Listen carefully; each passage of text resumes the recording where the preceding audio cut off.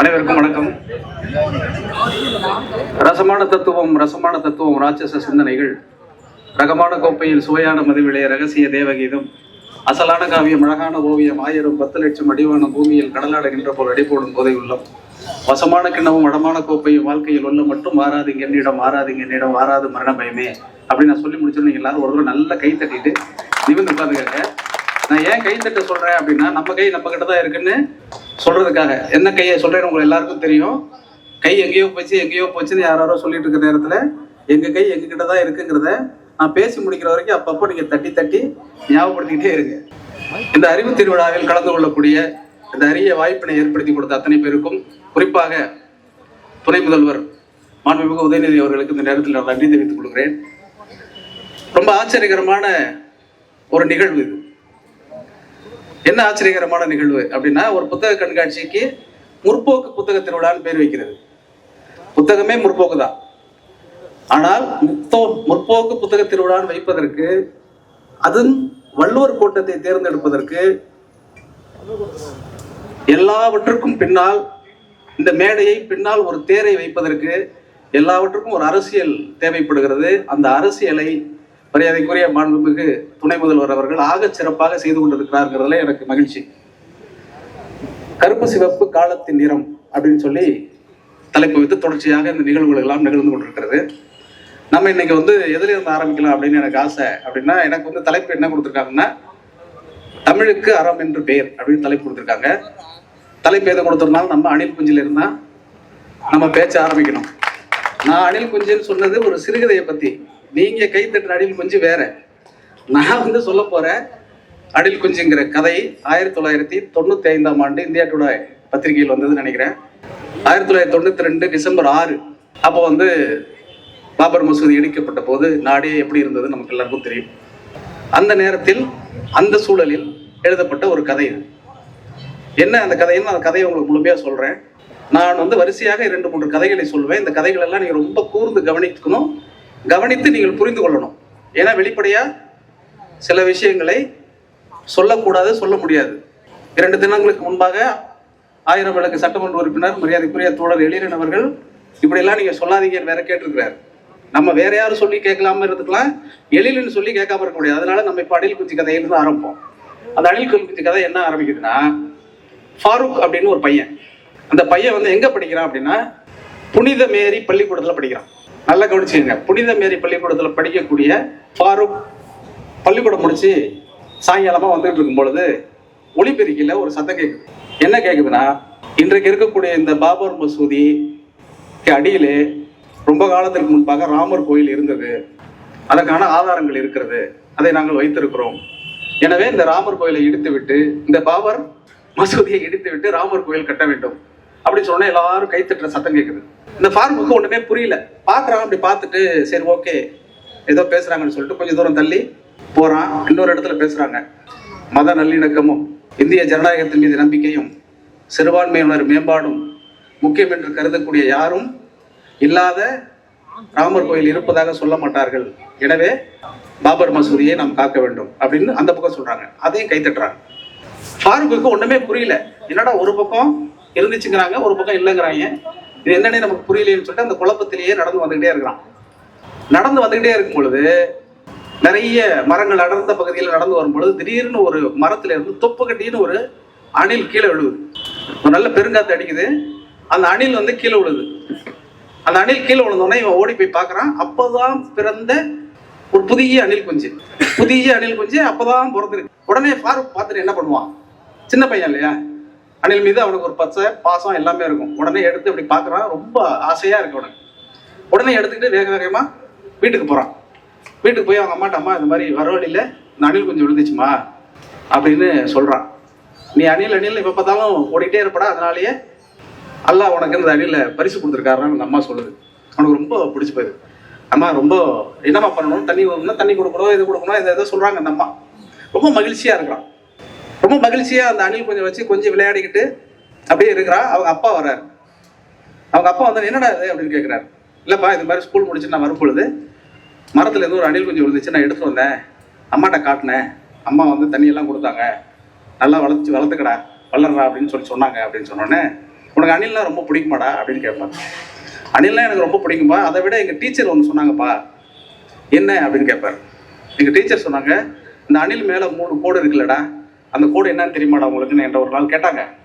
ராமருக்கு கோயில் கட்டும்போது இந்த அணில் உதவி பண்ணிச்சான், அதனால ராமர் தடை கொடுத்தாரா, அதனால இந்த 3 கோடு விழுந்துச்சுன்னு எங்கள் டீச்சர் சொன்னாங்கப்பா. இந்த பாருங்கப்பா, அதே 3 கோடு இந்த அணிலே இருக்குப்பான்னு சொல்லியிருக்கான். அது வரைக்கும் இந்த அணிலை வச்சு வளர்த்துக்கலாம் முடிவு பண்ணவர் ராமன் பேரை சொன்னோடனே ஃபாரூக் அப்பாவுக்கு செப்ப டென்ஷன் ஆகிட்டாரு. பாப்பாக்கிட்டே ராமர் பேரில் தான் இந்த வீட்டில் நீ அணிலை வளர்க்கணும்னு சொன்னால் இந்த அணிலை வளர்க்கவே கூடாதுன்ட்டார். அப்போ பேசாமல் இருந்திருக்கலாம், அந்த டீச்சர் தப்பாக சொல்லி கொடுக்காம இருந்திருக்கலாம். என்னடா இப்படி ஆகி போச்சேன்னு சொல்லிட்டு அவங்க அம்மாட்ட ஓடுறான். அம்மா என்னம்மா அப்பா வந்து இந்த அணிலை வளர்க்கக்கூடாதுன்னு சொல்கிறாரு அப்படின்னு சொன்னோன்னே, இல்லைடா நீ பேசாமல் இருந்திருக்கலாம், உங்கள் டீச்சர் சொன்ன அந்த அணில் கதையெல்லாம் இந்த ராமர் கதையெல்லாம் போய் அவர்கிட்ட சொன்னதுனால ரொம்ப கோச்சிக்கிட்டாரா, அதனால அதை மீறி அவரை மீறி நம்ம அந்த வீட்டில் அணில் வளர்க்க முடியாது, நீ கொண்டு போய் விட்டுரு அப்படின்னு சொன்ன உடனே எடுத்துக்கிட்டு வெளியில் போவான். எடுத்துகிட்டு வெளியில் போனோடனே எந்த மரத்தடிக்கிட்ட விழுந்ததோ அந்த இடத்துல போய் விட்டுறலான்ட்டு அவன் போயிட்டு இருக்கும்போது குறுக்க ஒருத்தர் வருவார். அவர் பேர் ஆறாமுது ஐயங்கார்னு பேர் நல்லா புரிஞ்சுங்க. ஆறாமுது ஐயங்கார், பையன் படித்தது புனித மேரி பள்ளிக்கூடம், இவன் பேர் ஃபாரூக். எல்லாத்தையும் புரிஞ்சுக்கங்க, இதெல்லாம் ரொம்ப நுட்பமாக எழுதப்பட்ட ஒரு கதை. அங்கே போனோடனே அந்த ஆறாமுது ஐயங்கார் கேட்குறாரு, என்ன கையில் இருக்குப்பா அப்படின்னாரு. இது ஒரு அணில் அப்படின்னு சொல்கிறான். என்னடா அணில், என்னடா நடந்துச்சு அப்படின்னு அந்த ஐயங்கார் கேட்பாரு. ஐயங்கார்கிட்ட நடந்த விஷயத்தை எல்லாத்தையும் சொன்ன உடனே, ஆமாடா உங்கள் வீட்டிலலாம் இந்த அணில் இருக்கக்கூடாது, இது ராமருடைய பக்தி மிக்க அணில், அதனால விட்டுருன்னு சொன்னோடனே இவங்க அப்பா பின்னாடி பையன் எங்கே போகிறான்னு பார்க்க வந்தார்ல, அவருக்கு இந்த காதில் விடுவோம். காதில் விழுந்தாலும் அவர் கேட்பாரு, என்னடா சொன்னார் அவரு அப்படின்னு கேட்பாரு. இல்லை இது ராமர் நீங்கள்லாம் வளர்க்கக்கூடாதுன்னு சொல்லிட்டாரு. அவன் என்னடா சொல்றது, இந்த அணிலை நம்ம தூக்கிட்டு போகண்டான்ட்டு. ஐயங்காருக்கும் ஃபாரூக் அப்பாவுக்கும் சண்டை வந்துடும். இந்த பக்கம் 10 பேர், அந்த பக்கம் 10 பேர் சண்டை போட்டு விவாதிக்க ஆரம்பிச்சு, இந்த பக்கம் 100 பேர், அந்த பக்கம் 100 பேர் ஆச்சு. இந்த அணில என்ன பண்றது இவனுக்கு தெரியாது ஃபாரூக்கு. நான் அதெல்லாம் முடியவே முடியாது, நான் கொடுக்க முடியாது, நீ கொடுத்தே ஆகும் அப்படின்னு இந்த அணில வச்சு ஒரு பெரும் சண்டையே நடந்துடும். இவனுக்கு முத நாள் கொடுக்க இந்த 2 பேரும் இப்படி பேசினாங்க, இன்னைக்கு இப்படி சண்டை போட்டுக்கிறானுங்க, அப்பா வேற எப்படி சொல்றாருன்னு ஒன்றும் குழப்பமாயிடும். ஒரு கட்டத்துல சரி இந்த இவ்வளவு பிரச்சனைக்கு இடையில இந்த அணில நம்ம வளர்க்க முடியாதுன்னு சொல்லிட்டு அந்த அணில விட்டுருவான். இல்லப்பா நீங்க சொல்ற மாதிரி வேணாம்ப்பா, எதுக்குப்பா தேவையில்லாத பிரச்சனை, நம்ம எல்லாரும் இங்க ஒன்னா வசிச்சுட்டு இருக்கோம், வசிச்சுட்டு இருக்கிற நேரத்துல இப்ப போய் இந்த அணில் வச்சுட்டு ஒரு பிரச்சனை வச்சு அன்னைக்கு நீ தானே இந்த அணில்னு சொல்லி எல்லாரும் சண்டை போடுவானுங்க, ஏன்னா அதுக்கு பின்னாடி நிறைய அணில்லாம் வரும் நாட்டுக்குள்ள, அதனால இதை விட்டுருவோம்ப்பான்னு சொல்லிட்டா. விட்ட உடனே அந்த கதையை நல்லா கவனிச்சுங்க, விட்ட உடனே அந்த அணிலை ஒரு பருந்து தூக்கி கொண்டு போனது அப்படின்னு அந்த கதை முடியும். இப்ப இருக்கிற அணில எந்த பருந்து தூக்கிட்டு போச்சு, பருந்து எதோட குறியீடுங்கிறது உங்களுக்கு தெரியும், அதனால எல்லா அணில்களையும் பருந்து தூக்கிட்டு போயிடும். இந்த கதையை 1995 எழுதியவர் பெயரை நான் சொல்லிடுறேன், முத்தமிழறிஞர் கலைஞர் அவர்கள் எழுதிய கதை. இந்த கதைக்குள்ள என்னென்னலாம் அவர் சொன்னாரு, மத நல்லிணக்கத்தை நோட்டு இந்த மத அரசியலை வைத்து எப்படியெல்லாம் இந்த நாட்டுக்குள் பிரச்சனைகள் நடக்குது அப்படிங்கிறத தமிழுக்கு அறம் என்று பேர் என்கிற தலைப்போடு அதை வைத்துக் கொண்டு நீங்கள் யோசித்தா இது புரியும்.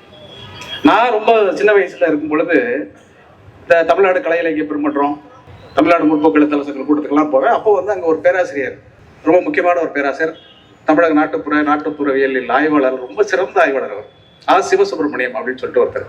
அவரு ஒரு கதை சொல்வார். இப்போ நான் உங்களுக்கு அணில் கதையை சொல்லி முடிச்சிட்டேன், இப்போ ஒரு நாய் கதையை சொல்ல போறேன். இந்த நாய் கதையும் கேளுங்க, எல்லாத்தையும் வரிசையா சொல்லிட்டு வந்து நான் கடைசியில ஒரு கதையை சொல்லி முடிப்பேன். அந்த சொல்லி முடிக்கிற கதை என்னங்கிறத என்கிட்ட சொல்ல வேணாம், நீங்க வீட்டுல போய் பக்கத்தில் இருக்கவங்கள்ட்ட எல்லார்ட்டையும் சொல்லி முடிச்சிருங்க. அந்த 2வது நாய் கதைக்கு போவோம்.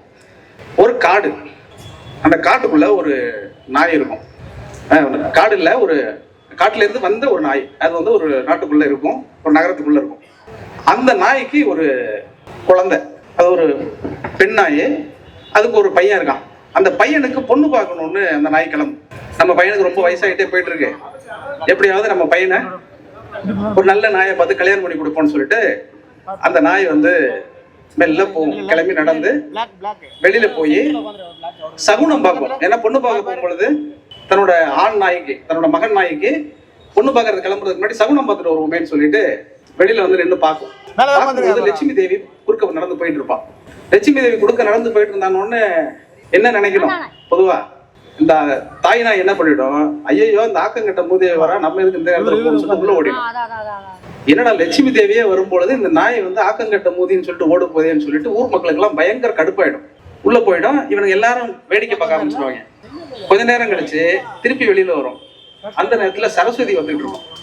ஐயோ இவன் 100 வாக்கங்கட்ட மூதியாச்சே, இவனு வராளேன்னு சொல்லிட்டு திருப்பி ஓடிடும். இவனுக்கு எல்லாருக்கும் பதட்டம் ஆயிடும் ஊர்ல இருக்கவனுங்களா, என்னடா லட்சுமி வந்தாலும் இந்த நாய் வந்து ஆக்கங்கட்ட முதலின்னு சொல்லுது. சரஸ்வதி இருந்தாலும் சரி சரி கொஞ்சம் வெயிட் பண்ணுவோம், அடுத்து யார் வரான்னு பார்ப்போம்னா அடுத்து பூமாதேவி வருவா. பூமாதேவி ஐயோ இவன் அந்த 2 பேரோட வரவஞ்சன கரையாச்சே, இவன் முன்னெடுப்பதற்கு போய் நம்ம பிள்ளைக்கு பொண்ணு பார்க்கறதான்னு சொல்லிட்டு மறுபடியும் உள்ள ஓடிடும். மக்கள்லாம் செம கொதிப்பாயிருவாங்க. என்னடா லட்சுமி, சரஸ்வதி, பூமாதேவி 3 பேரையும் ஆக்கங்கட்ட மூதின்னு சொல்றதுன்னா இந்த நாய்க்கு எவ்வளவு திமிரு இருக்கும். அதனால மன்னன்ட்ட போய் சொல்லி உடனடியாக எனக்கு ஏதாவது தண்டனை வாங்கி கொடுக்கணும்னு சொல்லிட்டு மன்னன்ட்ட போய் சொல்லுவாங்க. அப்படியா சொன்னிச்சு அப்படி நான் சொல்லியிருக்காரு அந்த நாயின்னு அவர் சொல்லுவார். நாய்க்கு சப்போர்ட் பண்ணி அவர் மன்னர்ல, எல்லாத்துக்கும் மன்னர் அவரு. அதனால அவர் உடனே அந்த நாய் மேல எல்லாம் குறை சொல்ல மாட்டார். இல்ல அப்படிலாம் கிடையாது. இல்ல ராஜா, உண்மையிலேயே அப்படி நடந்துச்சு. லட்சுமி வந்தா, சரஸ்வதி வந்தா, பூமாதேவி வந்தா, 3 பேர் ஆக்கங்கட்ட மூதின்னு சொன்னா. அப்புறம் என்ன நடந்துச்சு அப்படின்னோடனே ஒரு மூதேவி வந்துச்சு, இதுதான் நல்ல சகுனம்னு சொல்லிட்டா அப்படின்னு சொன்னோம். எல்லாரும் மூதேவி பார்த்து நல்ல சகுனம்னு சொன்னா இவங்க 3 பேர் பார்த்து கெட்ட சகுனம்னு சொல்லிட்டாளா? முடியாது, அந்த நாயை கூட்டிட்டு வந்துடுறாரு. இவங்க போய் உடனே நாயே ராஜா உன்னை கூப்பிடுறாரு, நீ வா அப்படின்னு சொல்லுவான். நான் வரமாட்டேன், அவருக்கு எனக்கு மருமக முறை, நான் வர முடியாதுன்னு சொல்லுவோம். என்னது ராஜாவுக்கு நீ மருமக முறையா, என்ன சொல்ற அப்படின்னா, ஆமா எனக்கு மருமக முறை, நான் நேரா வர முடியாது. ஏன்னா மருமக முன்னாடி போய் நான் எப்படி நிக்கிறது, அது மரியாதை கிடையாது, அது நம்ம சமூக வழக்கம் கிடையாது. இவங்களுக்கு ரொம்ப கடுப்பாடு. ராஜா சொல்லி குண்டு கட்டா தூக்கிட்டு போயிடுவாங்க. தூக்கிட்டு போய் ராஜா இல்ல நான் வந்துடுறேன், அரண்மனைக்கு வரேன், ஆனா ஒண்ணு செய்ய, ராஜாவுக்கும் எனக்கும் இடையில ஒரு திரையை போட்டுரு. அவர் மூஞ்ச நான் பார்க்க மாட்டேன். திரையை போடுறதுல என்ன கதை உங்களுக்கு தெரியும். இந்திரா காந்தி தமிழ்நாட்டுக்கு வந்து ஒருத்தர் சந்திக்க போச்சு காஞ்சிபுரத்துல. அவரை எப்படி பார்த்தாருங்கிறதெல்லாம் நீங்க புரிஞ்சுக்கங்க. அந்த மாதிரி திரையை போட்டுருந்துச்சு நாய். உடனே திரையை போட்டாங்க. திரையை போட்ட உடனே அவர் கேட்பாரு, நீ என்ன லட்சுமி வரும்பொழுது ஆக்கங்கட்ட மோதின்னு சொன்னியாமே? ஆமா ஆக்கங்கட்ட மோதி தான். ஏன் அப்படி சொன்னேன்? உலகத்துல எல்லாரும் தான் கஷ்டப்படுறான், எல்லாரும் தான் உழைக்கிறான், எல்லாருக்கிட்டையும் அவ தங்குறா, கொஞ்சம் பேர்ட்ட தங்குறா, கொஞ்சம் பேர்ட்ட இல்லாம போயிடுறா. எல்லாத்துக்கும் சமமா பார்த்தா தானே நீ கடவுள். கொஞ்சம் பேருக்கு இப்படி நல்லது செஞ்சுன்னா நீ எப்படி கடவுள்? அதனால முடியாது. ஓ அம்மா கரெக்டு தான் நீ சொல்றது. சரி சரஸ்வதி வந்த, எல்லாரும் தான் படிக்கிறான், சில பேரை பாஸ் பண்ற, சில பேரை ஃபெயில் ஆக்கிடுற, இன்னும் சொல்ல போனா கொஞ்சம் பேர் புதிய கல்விக் கொள்கைன்னு கொண்டு வந்து உள்ள திணிக்கிறானுவ. இப்படி எல்லாம் இருக்கிற நாட்டில் ஒருத்தருக்கு பார்சியாலிட்டி பார்த்தீங்கன்னா அந்த சரஸ்வதியா, அதனாலதான் ஆக்கங்கட்ட புதின்னு சொல்லிட்டேன். என்னம்மா இதுவும் கரெக்டாக தான்ப்பா சொல்லுதுன்னு சொல்லிட்டு அமைச்சர்லாம் பார்ப்பாரு. அமைச்சர்கள் எப்போ தலையடிக்கிட்டே உட்காந்துருப்பாங்க. அடுத்து கேட்பார் பூமாதேவி, என்னதாலும் அவங்க 2 பேரும் கூட பரவாயில்ல, பூமாதேவி ஏமா சொன்னேன், எனக்கு மனசே தாங்கலாமான்னு அந்த நாய் மேல ரொம்ப அக்கறையோட கேட்பாரு. இல்ல அதெல்லாம் ரைட்டு, எல்லாருமே வயல்ல வந்து விதை வைக்கிறோம், நாத்து நடுறோம், களை பறிக்கிறோம், எல்லாம் பண்றோம். கொஞ்சம் பேருக்கு தான் விவசாயத்துல நல்ல மகசூல் வருது, கொஞ்சம் பேருக்கு இல்லாம போயிருது. ஒருத்தனுக்கு இருந்தும் ஒருத்தனுக்கு இல்லாமே ஆக்குற இந்த பூமாதேவி நல்லவளா, இவ்வளவு ஆக்கம் கட்டவதான். ஆமா அதுவும் கரெக்டு தான் நீ சொல்றது, எல்லாருக்கும் சமமா வச்சுக்கணும்னு நீ நினைக்கிறேன். ஆமா எல்லாத்தையும் சமமா எது வைக்கலையோ அது சாமி இல்லை அப்படின்னு அந்த நாய் சொல்லும். சரிம்மா அதெல்லாம் கரெக்டு. மூதேவி வந்த பிறகு அது மட்டும் ஓகேன்னு சொன்னியா? அதுதான் யாரு கேட்டாலும் கேட்கலனாலும் அவங்க விரும்புற மாதிரி போவோம், அவங்க நினைக்கும் போது தூங்கும், அவங்க என்னென்ன சொல்றாங்களோ எல்லாத்தையும் செய்யும். அதனால எல்லாருக்கிட்டையும் இருக்கிறது மூதேவி தான். எல்லாருக்கிட்டையும் யாரு இருக்கிறதோ அதுதான் சக்தி மிக்கது. அதனால எனக்கு மூதேவியை பிடிச்சிருச்சுன்னு சொன்னாரு. இப்ப இதெல்லாம் பிரச்சனை எல்லாம் முடிஞ்சிருச்சு. அவரே ஒரு கட்டத்துல என்ன ஆயிடுவாரு, ராஜாவே பரவாயில்ல நாய் சொல்றது கரெக்ட் தான் முடிவுக்கு வந்துடுவாரு. அவர் எங்க வந்துட்டாரு, லட்சுமி இல்ல, சரஸ்வதி இல்ல, பூமாதேவி இல்லைன்னு முடிவுக்கு வந்து மூதேவி தான் ஓகேன்னு முடிவுக்கு வந்த பிறகு இப்ப கேட்பாரு, அதெல்லாம் சரி நாயே, என்னை கூப்பிட்டு வந்து விசாரிக்க வரும்பொழுது நான் ஏதோ மருமக முறைன்னு சொன்னியாமே அது என்ன அப்படின்னு கேட்பாரு. அவரு பிரச்சனை அது. நாய்க்கு மருமகன்னு ராஜாவை சொன்னா ராஜாவுக்கு எப்படி இருக்கும்? அது ஒண்ணும் இல்ல ராஜா, ஒரு சின்ன சம்பவம் அப்படின்னுச்சு. என்ன சம்பவம்? ஒரு மாசத்துக்கு முன்னாடி எல்லா நாட்டு ராஜா கூப்பிட்டு நீங்க விருந்து வச்சீங்கல்ல, அந்த விருந்து வச்ச அன்னைக்கு எச்சியில கிடைக்குமான்னு சொல்லிட்டு அரண்மனை அந்த புறத்து ஓரமா நான் வந்தேன். ஜன்னல் ஓரத்துல நின்னேன். ஜன்னல் ஓரத்துல நிற்கும் போது நீங்க ராணியோட சண்டை போட்டுக்கிட்டு இருந்தீங்க. என்ன சண்டை போடுறாங்கன்னு நான் ஒட்டு கேட்டேன். ஏய் சும்மாரு, நாய்க்கு பிறந்த பயப்புல சும்மா இருக்க மாட்டியா அப்படின்னு நீங்க திட்டிப்பிட்டீங்க. நாய்க்கு பிறந்த பயப்புலன்னு உங்க பொண்டாட்டியை நீங்க சொன்னீங்கன்னா அது எனக்கு மகன் வரத்தானே, நீங்க எனக்கு மருமகன் தானே அப்படின்னு அது சொன்னேன் அப்படின்னு சொன்னேன். இது நாட்டுப்புறத்துல நம்முடைய மக்கள் வழக்கத்தில் இருக்கக்கூடிய ஒரு செய்தி. ஒரு அணில் கதையை பார்த்துட்டோம், இன்னொரு நாய் கதையை பார்த்துட்டோம். இப்போ ஒரு கரடி கதையை ஒண்ணு பார்த்துருவோம். அந்த கரடி கதை என்னன்னா, பால் சக்கரையான்னு சொல்லிட்டு மலையாளத்தில் இருக்கக்கூடிய ஒரு முக்கியமான எழுத்தாளர். அவரு வந்து ஒரு கதை எழுதியிருக்கிறார். தேன் அப்படின்னு அந்த கதைக்கு தலைப்பு. ரொம்ப முக்கியமான ஒரு கதை. இங்க நிறைய பெண்கள்லாம் வந்திருக்கிறதுனால அந்த கதையை சொல்லணும்னு எனக்கு தோணுச்சு. அதுக்கு முன்னாடி இந்த நிகழ்ச்சிக்கு முன்னதாக மந்திரமா தந்திரமா என்கிற ஒரு நிகழ்ச்சியை பெரும் அற்புதமாக நிகழ்த்தி காட்டிய தோழர் துரை தாமோதரன் அவர்களுக்கு என்னுடைய நன்றியையும் வாழ்த்துக்களையும் தெரிவித்துக் கொள்கிறேன். உங்கள் கைகள் வலிக்கும் அளவிற்கு அவர்களுக்கு கை தட்டணும். ஏன் அப்படின்னா அந்த 500 ரூபாய் எப்படி வந்துச்சுங்கிறத அப்படின்னு சொல்லி காட்டல, நான் பிடிச்ச பிறகு அதை வந்து செஞ்சு கட்டு போயிடுவார். அதுக்கும் சொல்லிடுறேன், சேர்த்து இந்த கை தட்டி வச்சுக்கிட்டோம். இப்போ பால் சக்கரையோட கதைக்குள்ள போவோம். ஒரு காடு, அந்த காட்டுல ஒரு கரடி என்ன பண்ணும், சாமி கிட்ட போய் வேண்டும், சாமி எல்லா கரடி மாதிரியும் என் வாழ்க்கை இருந்துடக்கூடாது, நான் கொஞ்சம் வித்தியாசமா இருக்கணும்னு ஆசைப்படுறேன். அது கேரளா கதை, மலையாள கதை. அதனால சாமி நான் ஒரு நல்ல மலையாள பொண்ணை கல்யாணம் பண்ணிக்கலாம்னு ஆசைப்படுறேன். எங்க கரடி குடும்பத்துல யாருமே அதை ஒத்துக்க மாட்டேங்கிறாங்க. அதனால சாமி நீ தான் ஏதாவது இதை பார்த்து ஏதாவது ஒரு வழி செய்யணும் அப்படின்னு சொல்லி சாமி கிட்ட தானே கேட்க முடியும். கரடியா இருந்தாலும் கேட்குது. உடனே சாமி வந்து அதை இந்த கோரிக்கையெல்லாம் உள்வாங்கிட்டு ஒரு வார்த்தை சொல்றாரு. சாமி சொல்ற வார்த்தை கரடிக்கு புரியல. அதுக்கப்புறம் போய் கரடி சமூகத்தில் இருக்கிற முக்கியமான தலைவர்கள்லாம் போய் சாமி கோயில்ல போய் நான் வேண்டினேன், இந்த மாதிரி ஒரு அழகான மலையாள பொண்ணை கல்யாணம் பண்ணிக்கணும்னு நான் வேண்டினேன். அப்ப சாமி எனக்கு மந்திரம் மாதிரி ஒரு வார்த்தை சொல்லுச்சு. அந்த மந்திரம் தான் முக்கியமா என் வாழ்க்கையை மாத்த போகுதுன்னு எனக்கு தெரியுது. ஆனா அந்த மந்திர சொல் என்னன்னு எனக்கு புரியலன்னு சொல்லி கேட்ட உடனே அவன் சொல்லணும், அந்த மந்திர சொல்ல ஒன்றும் இல்லப்பா, அது வந்து தேன் அப்படின்னு சொல்றாங்க. அதுதான் அந்த சாமி சொன்னது தேன் அப்படின்னு சொன்ன உடனே இப்ப சாமி நான் இப்ப என்னங்க ஏன் பண்றது, இது மாதிரி சாமி என்கிட்ட கொடுத்துருச்சு, அந்த சொல்லிடுச்சு. இந்த தேனை நான் வந்து கைப்பற்றிட்டா, தேனை வந்து நிறைய சேகரிச்சுட்டா எனக்கு ஒரு அழகான மலையாள பொருள் கிடைச்சிரும்னு அந்த சாமி சொன்னதா நான் அந்த குறியீடா நான் அதை புரிஞ்சுக்கிறேன். அதனால நான் இப்போ வந்து காட்டுல இருக்கக்கூடிய எல்லா தேனடையும் கொண்டு வந்து புழிஞ்சு ஒரு பெரிய ட்ரம்ல ஊத்த போறேன் அப்படின்னு சொல்லி அதே மாதிரி ஊத்திட்டு காத்திருக்கும் அந்த கரடி. என்ன அதோட யோசனைனா, அந்த தேனை வந்து எடுத்து எந்த பெண் குடிக்கிறாளோ அந்த பெண்ணு தான் இவரோட காதலி. வெயிட் பண்ணிக்கிட்டே இருக்கும். ஒவ்வொருத்தரா காட்டை கடந்து போகிற ஒவ்வொரு பெண்களும் அதை பார்க்கவே மாட்டாங்க, போயிடுவாங்க, கடந்து போயிடுவாங்க, யாருமே குடிக்க மாட்டாங்க. இந்த கரடி நினைச்சது மாதிரியே ஒரு பேரழகான ஒரு பெண் வருவா. வந்து பார்த்தோன்னே ஒரு ட்ரம் நிறைய தேன் இருக்கிறது பார்த்தோன்னா அந்த தேனை எடுத்து குடிச்சிருவா. குடிச்சோடனே காட்டு தேன் எவ்வளவு நல்லா இருக்கும், மலை தேன் ரொம்ப பிரமாதமா இருக்கணும்னே அவளுக்கு சந்தோஷமா இருக்கும். இது மாதிரி ஒரு தேனை நம்ம குடிச்சதே இல்லையே அப்படின்னு சொன்ன உடனே அப்ப திரும்பி பார்ப்போம், அந்த கரடி இருக்கும்.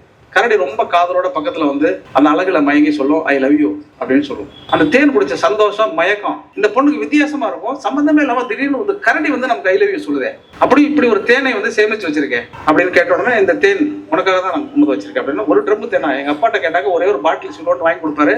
அதுவும் பதஞ்சலி மாதிரியான கம்பெனியில போய் டூப்ளிகேட் வாங்கி வந்து கொடுப்பாரு.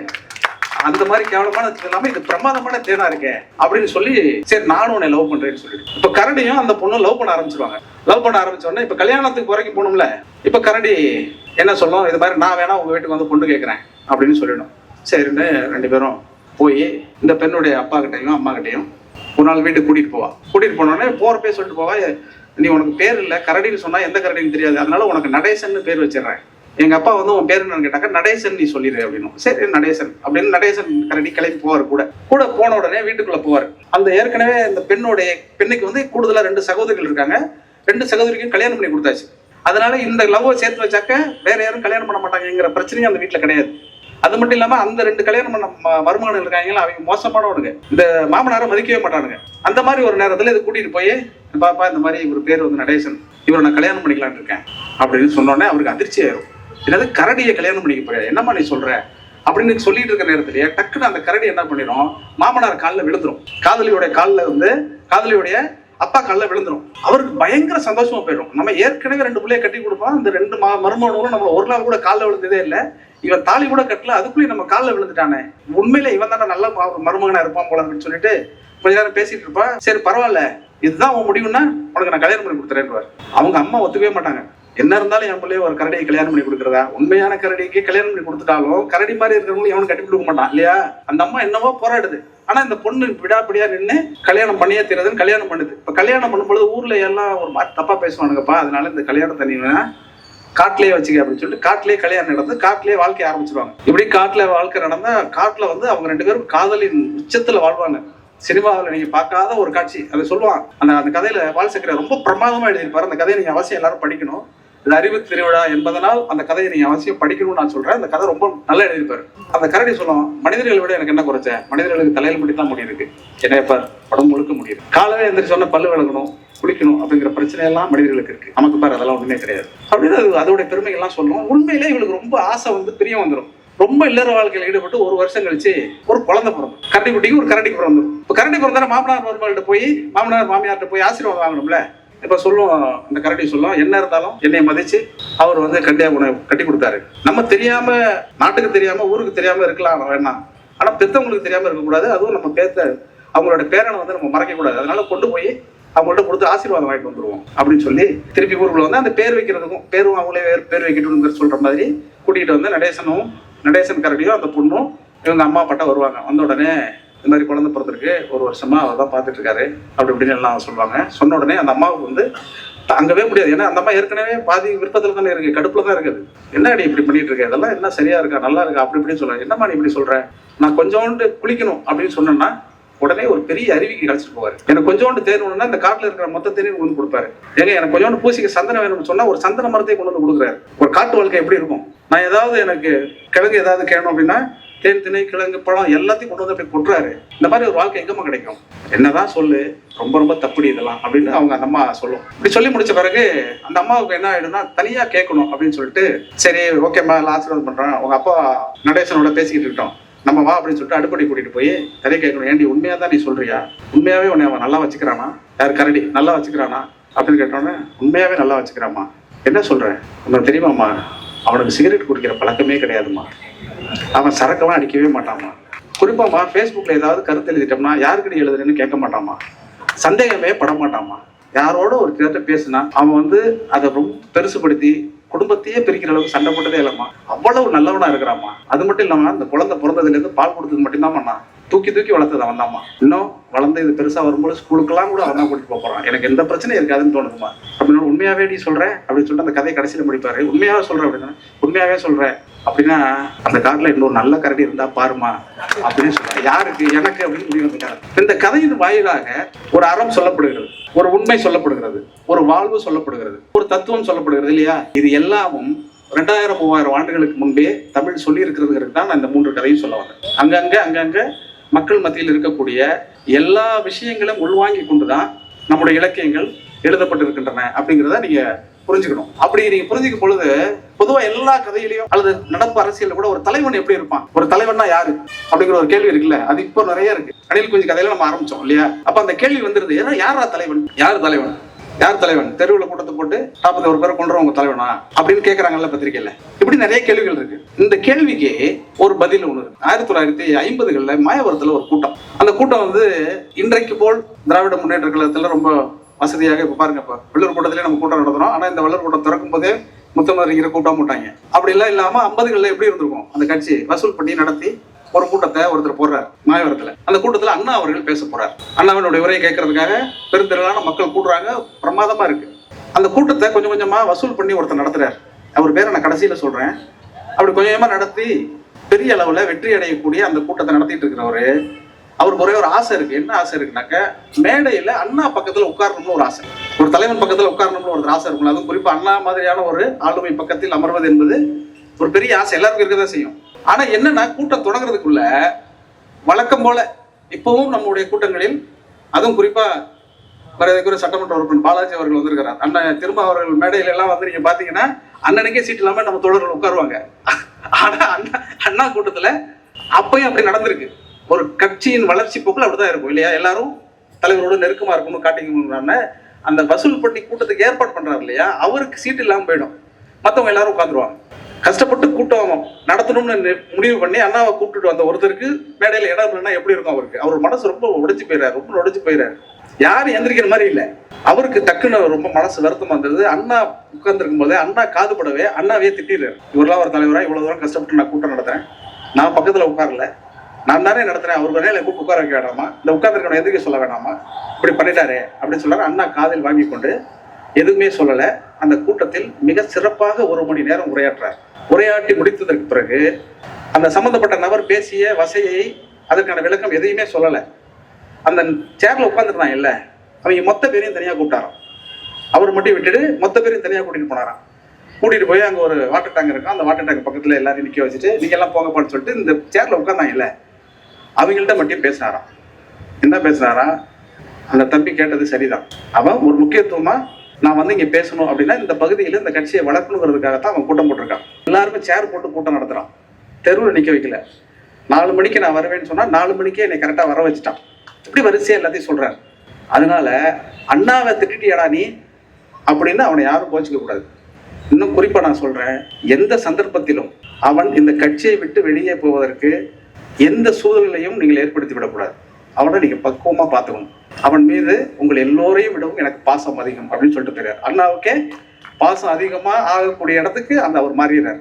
15 வருஷம் அதற்கு பிறகு 15 வருடம் 1967 தேர்தல் முடிவு வருது. மாயவரம் வெற்றி அப்படின்னு சொல்லி ஒரு பேர் வருது. அந்த பேர் யாருன்னா, அந்த மேடையில் இருக்கை கிடைக்காதவருடைய பெயர் தான் மாயவரத்தில் சட்டமன்ற உறுப்பினர் என்கிற வெற்றி செய்தியை சொன்ன கிட்டப்பா என்கிற பெயர். அந்த கிட்டப்பா தான் அண்ணாவா திட்டினவர். 15 வருடமாக ஒரு தொண்டனை பார்த்து பார்த்து பார்த்து அவனை பழக்கி பயிற்றுவித்து பக்குவப்படுத்தி பண்புடையவனாக மாற்றி எந்த மேடையில் இருக்கை கிடைக்கவில்லையோ அவனுக்கு சட்டமன்றத்தில் இடமாக்கி அந்த சட்டமன்றத்தில் அவனை ஒரு சட்டமன்ற உறுப்பினராக்கக்கூடியவனாக ஒருவன் எவன் இருக்கிறானோ அவர் தான் மாபெரும் தலைவர் அண்ணா அப்படின்னு நம்ம சொல்றோம். அண்ணாட்ட இருக்கக்கூடிய நிறைய இந்த பண்புகள் எல்லாமே வந்து நம்முடைய தமிழினுடைய அறத்திலிருந்து வந்த பண்பு. அவர் வந்து இடையில ஒரு முறை சிலம்பொலி செல்லப்பனையாவோட தமிழறிஞர் அவரோட பேசிட்டு இருக்கும்போது சொன்ன அண்ணா பத்தி அடிக்கடி அவர்கிட்ட கேட்போம். ஏன்னா அவர்கள்லாம் அவரோட பணியாற்றுறதுனால அவர்கிட்ட கேட்கும் பொழுது ஐயா அண்ணா பத்தி சொல்லுங்க அப்படின்னு சொன்னோன்னா, அண்ணா வந்து ஒரு பண்பாளர், அது எல்லாரும் சொல்றதுதான்.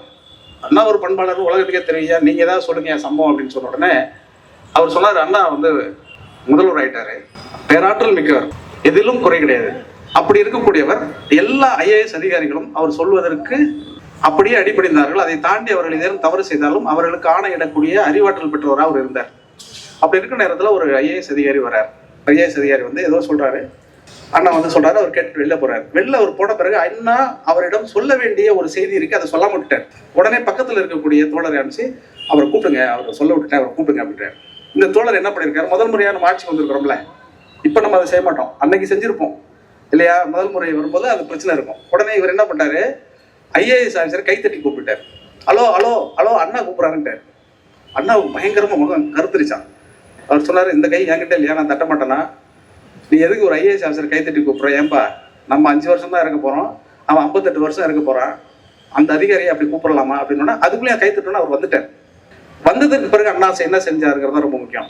வந்த உடனே ஐயா மன்னிச்சுக்கங்க, நான் வேற ஒருத்தர் கூப்பிட சொன்னேன், ஒரு கை தட்டணும்னா உங்களை நினைச்சிட்டு நீங்க தவறா எடுத்துக்காதீங்கன்னு சொல்லி அவர் அனுப்பிவிட்டாராம். ஒரு அதிகாரியை எப்படி நடத்த வேண்டும், அருகிலே இருப்பவனோட எப்படி நடக்க வேண்டும் என்பதற்கு ஒரு தலைவர் தெரியணும். பிரமாதமா இருக்கு, என்ன இப்படி சொல்றீங்க அப்படின்னு சொன்னோடனே, இது கூட பிரச்சனை இல்லை, இன்னொரு சம்பவம் நடந்துச்சு அப்படின்னு சொல்லி ஒன்று சொன்னார். அந்த சம்பவம் ரொம்ப பிரமிப்பா இருந்தது. என்னன்னா, ஒரு கட்சி தலைவர்கிட்ட வந்து தனியா பேசணும்னு எல்லாரும் விரும்புவாங்க. இன்னைக்கு இருக்கக்கூடிய தலைவராக இருந்தாலும் எந்த கட்சியில் இருந்தாலும் தலைவரிடம் தனியா பார்த்து பேசலாம். பக்கத்துல யாராவது இருந்தாக்கா நம்ம அவ்வளவு சுதந்திரமா பேச முடியாதுங்கிறதுக்காக தனியா ஒரு டைம் கேட்பாங்க. அதுக்கு தான் அந்த அப்பாயின்மெண்ட் ஃபிக்ஸ் பண்றதெல்லாம். அந்த மாதிரி அண்ணாட்ட கேட்கும்போது அண்ணா கூட ஒருத்தர் இருக்கிறார். அவர் அண்ணாவுடைய ரொம்ப நெருக்கமான தோழர். அவர் இருக்கிறாரு. சிலம்பொலி செல்லப்பனையா, இன்னும் 2-3 அந்த கல்வித்துறை சார்ந்த தோழர்கள் எல்லாரும் சந்திக்க போயிருக்கிறாங்க. அண்ணா கிட்ட தனியா பேசணும் அப்படின்னு இவங்க நினைக்கிறாங்க. ஆனா அந்த நண்பரை வந்து உள்ள போயிட்டு அவர் வெளியில போன்னு சொல்ல முடியாதுல்ல.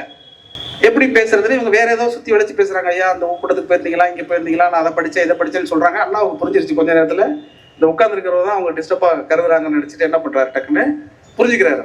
ஒரு தலைவன் என்பவன் என்ன நடக்குதோ அதை புரிஞ்சுக்கணும். அதை புரிஞ்சுக்கிட்டாதான் தலைவன் இல்லையா. என்ன நடந்தாலும் புரிஞ்சுக்கணும் முதல்ல. ஏங்க நீங்க எதுக்கோ கைத்தட்டுறதுக்கெல்லாம் நான் பொறுப்பாளி ஆக முடியாது. புரிஞ்சுக்கிட்டாரு அவர்.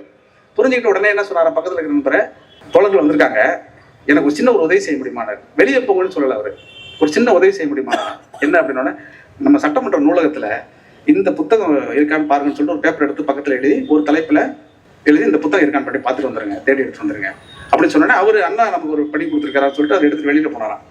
வெளியில போனோடனே அவர் திரும்பி வருவதுக்குள்ளே நம்ம செய்தியை சொல்லிடுங்கிறதுக்காக வந்திருந்த கல்வித்துறை அதிகாரிகள் பேராசிரியர்களா என்ன பண்றாங்க, படப்படப்படன்னு பேசுனாங்களா. ஏன் இவ்வளவு பரபரப்பா பேசுறீங்க அப்படின்னாங்க. இல்ல ஐயா கொஞ்சம் இதெல்லாம் உங்கள்ட்ட தனியா சொல்லிடணும்னு ஆசைப்பட்டோம், அதனால சொல்லிட்டு இருக்கோம் அப்படின்னா. நான் எழுதி கொடுத்த புத்தகம் அந்த நூலகத்துல இல்லைன்னு எனக்கே முன்னாடியே தெரியும். அதனால அவர் எங்க தெரிஞ்சாலும் அந்த புத்தகம் கிடைக்காது. ஏன்னா அந்த நூலகத்துல இருக்கிற எல்லா புத்தகமும் நான் படிச்சிருக்கேன்னு அவர் சொன்னாராம். எனவே ஒரு தலைவர் நண்பன் எல்லாம் படித்தவனாக இருக்கணும். அருளிலின் சொன்னது, நம்ம எழிலன் அவர்கள் சொன்னது மாதிரி அந்த மாதிரி இருந்தா நம்ம வந்து அதை புரிஞ்சிக்க முடியாது இல்லையா. அந்த வார்த்தை சொல்லக்கூடாதுங்கிறதுனால நான் சொல்றேன். அதனால தலைவன் என்பவன் அப்படி இருக்கணும். இதெல்லாம் தலைவனுக்கான எடுத்துக்காட்டுகளாக இருக்கு. பொதுவா இந்த மாதிரி ஒரு அறிவு திருவிழா அப்படின்னு வந்த உடனே, இது வள்ளுவர் கோட்டம் அப்படின்னு வந்த உடனே எனக்கு டக்குனு ஞாபகத்துக்கு வந்தது இந்த தேர் தான் ஞாபகத்துக்கு வந்துச்சு. வள்ளுவர் கோட்டம் அப்படின்னு வச்சது ரைட்டு, தமிழினுடைய அறிவாசான் வள்ளுவனுடைய பேர் வைக்கணும். இந்த தேரை எதுக்கு வைக்கணும், இந்த தேரை எதுக்கு இங்க வைக்கணும் அப்படின்னு எனக்கு அடிக்கடி தோணும். ஏன் தேரை கொண்டு வந்து வள்ளுவர் கோட்டத்தில் வைக்க வேண்டும் என்று முத்தமிழறிஞர் கலைஞர் யோசித்திருப்பார் அப்படின்னு திரும்ப யோசிச்சேன். அதுக்கான பதில வந்து நம்ம துரை தாமோதரன் அவர்கள் வந்து இங்க மணியாட்டி காட்டிட்டார். மணியாட்டி காட்டினது என்னன்னா, இந்த தேருக்கும் மணிக்கும் ஒரு சம்பந்தம் இருக்கு இல்லையா. தேருக்கும் மணிக்கு என்ன சம்பந்தம் இருக்கு, மனுநீதி சோழன் ஒரு கதை இருக்கு நம்மகிட்ட. அந்த மனுநீதி சோழன் திருவாரூர் ஆண்டாள், திருவாரூரை ஆண்ட தில்லாளன் தான் மனுநீதி சோழனாக அறியப்படுகிறான். அது என்ன கதைங்கிறது உங்களுக்கு தெரியும் இல்லையா. ஒரு கன்றை வந்து இளவரசன் கொன்றுவான். உடனே அந்த கன்றுக்காக அந்த பசு வந்து அந்த மனுநீதி சோழனுடைய அரண்மனையில் இருக்கக்கூடிய மணியை அடிக்கும். உடனே அரசன் கூப்பிட்டு என்னன்னு விசாரிப்பான். என் கன்ற இது மாதிரி உங்க பையன் கொண்டுட்டான் அப்படின்னு சொன்ன உடனே தப்பு யார் செஞ்சாலும் தப்பு தான், உடனே அவனை கொண்டுடணும் அப்படின்னு சொல்லி அவனுடைய தேர்காலை எடுத்துட்டு போய் அவனுடைய தேர் எடுத்துட்டு போய் அதே தேர்காலை தன்னுடைய சொந்த மகனை கொண்டுட்டாரு அப்படிங்கிறது ஒரு கதை இல்லையா? இது இடைக்காலத்தில் வந்த கதை. இது வந்து நீதிக்கு இன்னக்கும் நம்ம சொல்லிட்டு இருக்கக்கூடிய ஒரு கதை. இந்த கதை எதற்காக உருவாக்கப்பட்டது அப்படின்னா, சைவ சித்தாந்தம் இடைக்காலத்தில் பேரெழுச்சியோடு வந்திருக்கக்கூடிய காலத்துல இந்த கதை சொல்லப்பட்டது. ஏன் அப்படின்னா அந்த கதையினுடைய குறியீடு என்னன்னா 3 விஷயம் இருக்கு அதுல.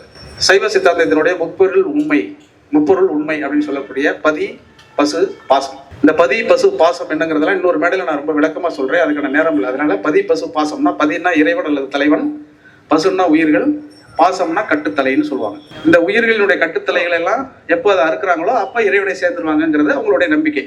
இது கண்ணதாசனே ரொம்ப பிரமாதமா ஒரு பாட்டு எழுதியிருப்பார்.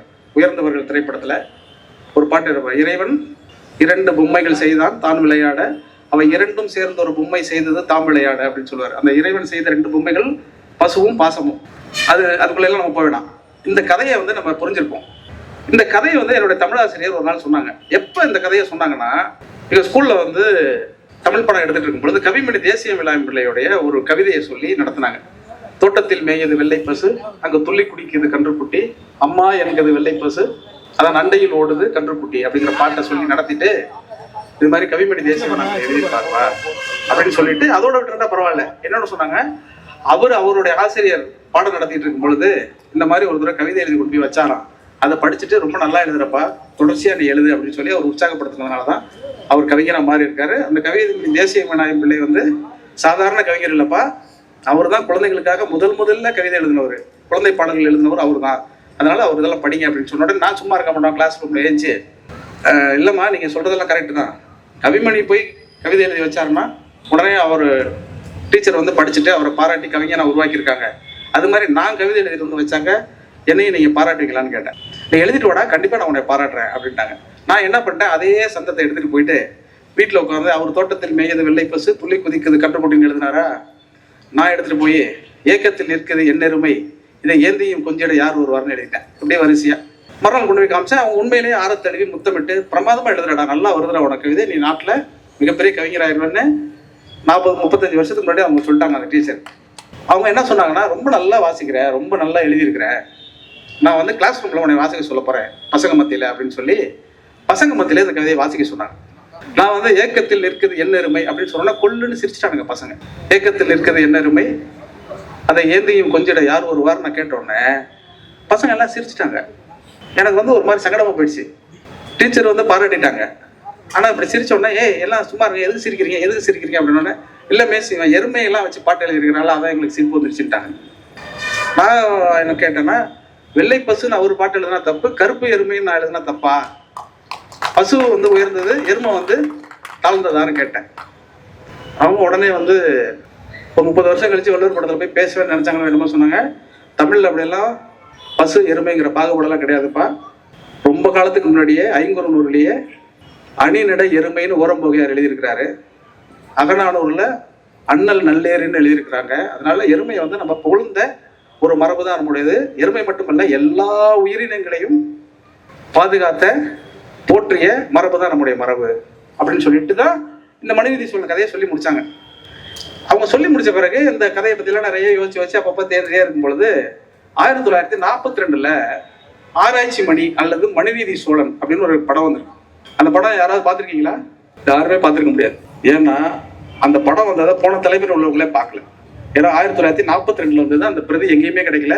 நான் எல்லா இடத்துக்கும் எழுதி போட்டு கேட்டு தேடி பார்த்து இனிமே கிடைக்காதுங்கிற முடிவுக்கு வந்தது பிறகுதான் அதுல இருக்கக்கூடிய பாட்டு புஸ்தகம், பழைய பாட்டு புஸ்தகத்துல இருந்து சில செய்திகள் இருந்துச்சு, அதை வச்சுதான் இப்ப நான் உங்களுக்கு தகவலை சொல்றேன். அந்த படம் எடுக்கும் பொழுது அந்த படத்தினுடைய இயக்குனர் வந்து ராஜா சாண்டோ, ரொம்ப முக்கியமான தமிழின் முக்கியமான முன்னோடி இயக்குநர்கள் ஒருத்தர். அவர் நிறைய படங்கள் எடுத்திருக்காரு, 63-65 படங்கள் எடுத்திருக்கிறார் அவரு. இந்த படத்தை மனுநீதி சோழன் வந்து மக்கள் வழக்கத்துல சொல்லிக் கொண்டு இருக்கக்கூடிய ஒரு கதையை எடுத்தால் வெற்றி பெறுங்கிற நம்பிக்கையோட அவர் எடுக்கிறார். அப்படி எடுக்கணும் அப்படின்னு முடிவெடுத்து போய் ஷூட் பண்ணிட்டு இருக்கும் பொழுது அவருக்கு என்ன பிரச்சனை வந்துருதுன்னா, ஒரு மணி ஆராய்ச்சி மணியை கட்ட விட்டு அந்த மணியை வந்து அந்த பசு அடிக்கணும் இல்லையா? அந்த மணியை வந்து அந்த பசு அடிக்கலைன்னா என்ன ஆகும்? இந்த படமே எடுக்க முடியாது. அந்த கதையினுடைய முக்கியமான விஷயமே இந்த மணி அடிக்கிறது தான். நம்ம தாமோதரன் இப்போ மணி அடிச்சு காட்டினார்ல, அந்த மணி தான் அந்த பசு அடிச்சாதான் அந்த கதை. ஒரு வாரமா ஷூட் பண்ணி பாக்குறாரு.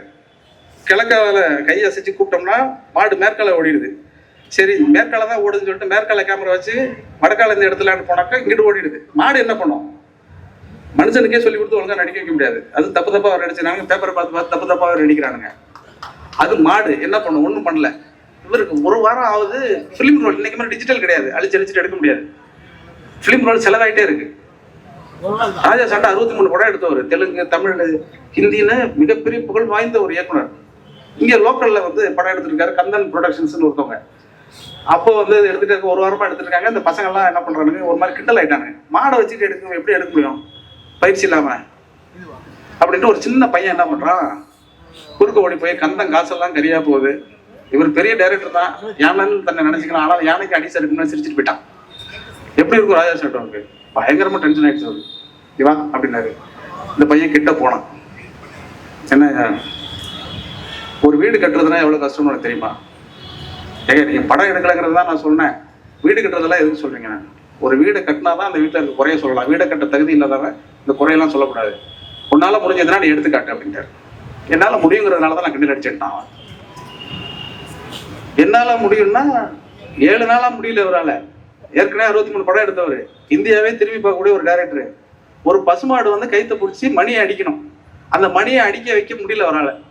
இந்த சின்ன பையன் யாருன்னே தெரியல யாருக்கும், அவன் வந்து முடியும்னு சொல்றான். உடனே அவர் என்ன பண்ணிட்டாருன்னா, இப்போ உள்ள ஆட்கள் மாதிரி இப்போ உள்ள டைரக்டர் மேலே கோவம்லாம் பண்ண மாட்டான். அவன் ரொம்ப சாந்தமான ஆள். அவன் ஒரு பைசன் டைரக்டர்னு வச்சுக்கோங்களேன். அவன் சின்ன பையன். அவன் என்ன பண்ணிட்டான், என்னால முடியும்ட்டான். என்னடா உன்னால எப்படிடா முடியும்? எனக்கு 2 நாள் முன்னாடி டைம் கொடுக்கறான். சரிடா 2 நாள் டைம் எடுத்துக்க. 2 நாள் கழிச்சு நீ ஷூட் பண்ணும்போது ஃபிலிம் ரோல்லாம் வேஸ்ட் பண்ணாமல் ஷூட் பண்ணணும். கண்டிப்பா வெயிட் பண்ணுறேன், கண்டிப்பா பண்ணிடலாம் அப்படின்ட்டான். எல்லாரும் ஆவலோட எதிர்பார்த்துட்டு இருக்காங்க என்ன பண்ண போறாங்க. ஒன்றும் பண்ணல. அந்த ஆராய்ச்சி மணிக்கு நேர ஒரு முளைக்கொன்ன ஊர்னி அந்த மாட்டை கட்டிட்டான். கட்டிட்டு டெய்லி காலையில வந்து ஒரு 2 மணி நேரம் 3 மணி நேரத்துக்கு ஒரு தடவை என்ன பண்றது, கொஞ்சோண்டு வெள்ளத்தை எடுத்து கொண்டு போய் அந்த பசுமாட்டை நாக்கில் தடவுறது. இன்னும் கொஞ்சம் இருக்கும் இல்லையா, அதை கொண்டு போய் அந்த மணியோட நாவலை தடவிடுறது. இந்த மாடு பார்த்துக்கிட்டே இருக்கு. அப்படி 2 மணி நேரத்துக்கு ஒரு தடவை இங்கே கொஞ்சம் தடவும் அங்கே கொஞ்சம் தடவும், இப்படி தடவி உட்காந்துட்டான். இவங்களுக்கு எல்லாருக்கும் ஒரே குழப்பமா இருக்கு. என்னடா இவன் படம் எடுக்கணும்னு சொன்னா இவன் இந்த பக்கம் கொஞ்சம் வெள்ளம் அந்த பக்கம் கொஞ்சம் வெள்ளத்தை தடவி விட்டுட்டான், ஒண்ணுமே பண்ண மாட்டேங்கிறானே. என்னொன்னே ராஜா சாண்டாவே ஒரு இடத்துல உட்காந்து பார்க்க ஆரம்பிச்சிட்டாரு. இப்ப நம்ம தாமோதரன் செஞ்ச மாதிரி பல ட்ரிக்கான மேஜிக்கால இருக்குது. என்னடா பண்ண போறான்னு சொல்லிட்டு திருப்பி 1 நாள் முழுக்க அந்த வெள்ளை மெடிசனை கொடுத்துட்டான். இங்க கொஞ்சம் அங்க கொஞ்சம், இங்க கொஞ்சம் அங்க கொஞ்சம் தடவிட்டான். ஓகே, 2வது நாள் என்னடா பண்ணுவான்னு பார்த்தேன். 2வது நாள் என்ன பண்றான், அந்த வெள்ளத்தோட சேர்த்து கொஞ்சம் தேங்காயையும் சேர்த்து இங்க கொஞ்சம் அங்க கொஞ்சம். மாடு கட்டியே தான் இருக்கு. இந்த மாடு பார்த்துக்கிட்டே இருக்கு. ஏற்கனவே அது வெள்ளத்தோட சுவை தெரியுதா, தேங்காயோட சுவை தெரியுதா, இதுதான் அங்க போய் வைக்கிறாங்கன்னு அதுக்கு தெரிஞ்சிருச்சு. 3வது நாள் sir ready start sir, camera on பண்ணுங்க அப்படின்ட்டான். ஆன் பண்ண உடனே மாட்டை அவுத்து விட்டான். மாடை அவுத்து விட்டோடனே இங்க கொஞ்சம் வெள்ளத்தை தடவை மாதிரி நேரம் ஓடி போய் அங்க நக்கிச்சது. அந்த காட்சி எடுத்துட்டாங்களா அந்த படத்தை. அவர் அதிர்ச்சி ஆயிட்டார். என்னடா இப்படி ஒரு ட்ரிக் உலகத்துல எவருமே கண்டுபிடிக்கலையா அப்படின்னு சொல்லிட்டு தனக்கு வந்து அடுத்த திரைப்படமான பூம்பாவையில பணியாற்றுவதற்கான ஒரு வாய்ப்பை ஏற்படுத்தி கொடுத்தார் அப்படிங்கிற செய்தியை நான் படித்தேன். இப்போ உங்களுடைய எல்லா கேள்வியும் அந்த பையன் யாரு? அந்த பையன் யாரும் கிடையாது. 50களில் பராசக்தி என்கிற ஆக சிறந்த திரைப்படத்தை இயக்கிய கிருஷ்ணன் பஞ்சு என்பதில் பஞ்சுவுடைய கதை தான் அது. அந்த பஞ்சு அன்னைக்கே பசுமாட்டு நாட்களை வெள்ளத்தை தடவுனாரு. அப்படிப்பட்ட தந்திரக்காரர் தான் பராசக்தி படத்தை எடுத்தாருங்கிறத வந்து எதுக்கு சொல்ல வரேன் அப்படின்னு சொன்னா, ஒரு கலை, இலக்கியம், சினிமா எல்லாத்துக்குள்ளேயும் நம்முடைய பண்பாடு வந்து எப்படி வளர்க்கப்பட்டிருக்கிறது ரொம்ப முக்கியமானது. இதுல ரொம்ப முக்கியமானது என்னன்னா, அந்த பஞ்சு அவர்கள் எழுதியிருக்கக்கூடிய அந்த கட்டுரையில ஒரு சம்பவத்தை எழுதுறாரு. பராசக்தி திரைப்படம் வந்து தாஷ்கண்ட்ல வந்து உலக திரைப்பட விழாவில் திரையிடுவதற்காக கேட்கிறாங்க. முத்தமிழறிஞர் கலைஞர் வந்து அந்த படத்தை திரையிடாங்க கூடாதுன்றார். அவர் எழுதுறாரு. பஞ்சு அவர்கள் எழுதுறது இன்னமும் ஆதாரமாக இருக்கிறது. உலகமே போற்றி வியந்த அந்த திரைப்படத்தை அந்த உலக திரைப்பட விழாவில் திரையிடக்கூடாதுன்னு முத்தமிழறிஞர் சொல்றாரு. ஏன் அப்படின்னு இவங்க கேட்கிறாங்க. நான் இந்த படம் எடுத்ததே இந்த கதையில் எழுதியிருக்கக்கூடிய வசனங்கள் எல்லாம் இந்த நாட்டில் உள்ளே இருக்கிறவர்களை திருத்த வேண்டும் என்பதற்காக தானே தவிர இந்த கேடுகளை எல்லாம் வெளிநாட்டில் கொண்டு போய் காட்டி என் நாடு இவ்வளவு மோசமாக இருக்கிறது என்று இறையாண்மைக்கு எதிராக செய்ய வேண்டும் என்பதற்காக இந்த படத்தை நான் எடுக்கலன்னு சொன்னாராம். இதெல்லாம் அவர் எழுதியிருக்கிறார். இதெல்லாம் படிப்பதன் மூலமாக தான் நமக்கு தெரியுது. இந்த தேர் அப்படின்னு சொன்ன உடனே இப்போ நான் தேர்ல கொண்டு முடிக்கணும் இல்லையா? இந்த கதையை முடிச்சாதான் பசு என்ன, நரி என்ன, கரடி என்ன, நாய் என்ன அப்படிங்கிற எல்லாமும் நம் பண்பாட்டில் தொடர்ச்சியாக தொன்று இருக்கிறது. இந்த எருமையை பத்தி இடையில சொன்ன பார்த்தீங்களா, எல்லாரும் சிரிச்சாங்க, பசங்க எல்லாம் சிரிச்சிட்டாங்க அப்படின்னு சொன்ன உடனே எங்க டீச்சர் தான் அதுவும் சொன்னாங்க, ஏன்பா எருமை எல்லாம் மோசம் கிடையாது. முத்தமிழ் அறிஞர் கலைஞர் அவர்கள் மந்திரகுமாரிங்கிற ஒரு படத்துல வசனம் எழுதியிருக்கிறாரு. அந்த வசனம் எழுதின அந்த படத்துல கூட எருமை கண்ணுக்குட்டி என்ன எருமை கண்ணுக்குட்டின்னு அதுல பாட்டு வந்திருக்குப்பா. அதனால பாட்டை நம்ம ஒரு காலத்துல எருவ மாட்டை தாழ்ந்து நம்ம பார்க்கவே இல்லை. இன்னைக்கு சொல்ற மாதிரி எருவ மாட்டு மேல மழை பெஞ்ச மாதிரி ஏன் எருவ மாதிரி இருக்கிற அப்படிலாம் சொல்றதுங்கிறது யமன் வாகனமா இன்னைக்கு மாத்தி வைத்திருக்கக்கூடிய கற்பிதம் தானே தவிர எருமை என்பது நம்முடைய உழவுக்கு பயன்படக்கூடிய ஒரு விலங்கு. அதனால அதெல்லாம் நம்ம ஒரு காலத்திலையும் பார்த்ததில்லை அப்படின்னு சொன்னாங்க. இப்படி சொல்லி இதெல்லாம் நிறைய படித்து ஒன்றொன்றாக பார்க்கிற பொழுது ரொம்ப சமீபத்தில் எனக்கு ஒன்று தோணுச்சு.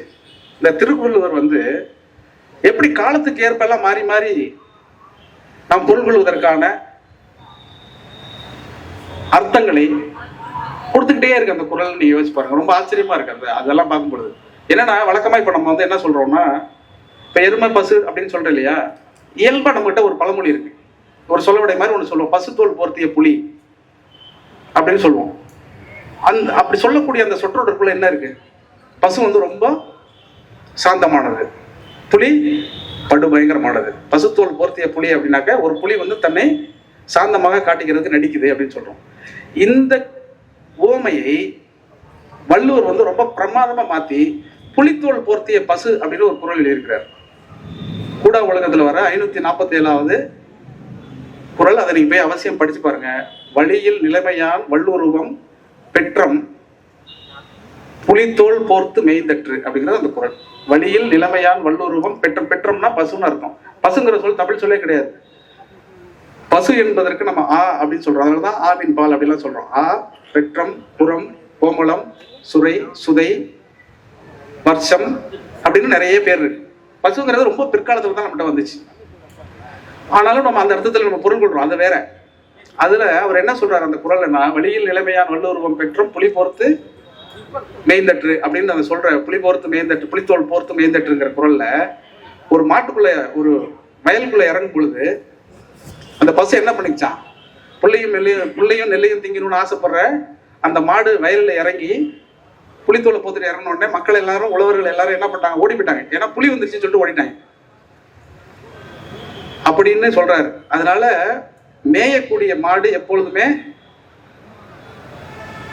பசுவை கூட என்ன செஞ்சிருமா, புலியை போத்திக்குமா. இன்னைக்கு எந்த பசு எதை மேயறதுக்கு என்ன பண்ணுதுங்கிறதெல்லாம் நான் விளக்கமா சொல்ல வேண்டியதில்லை.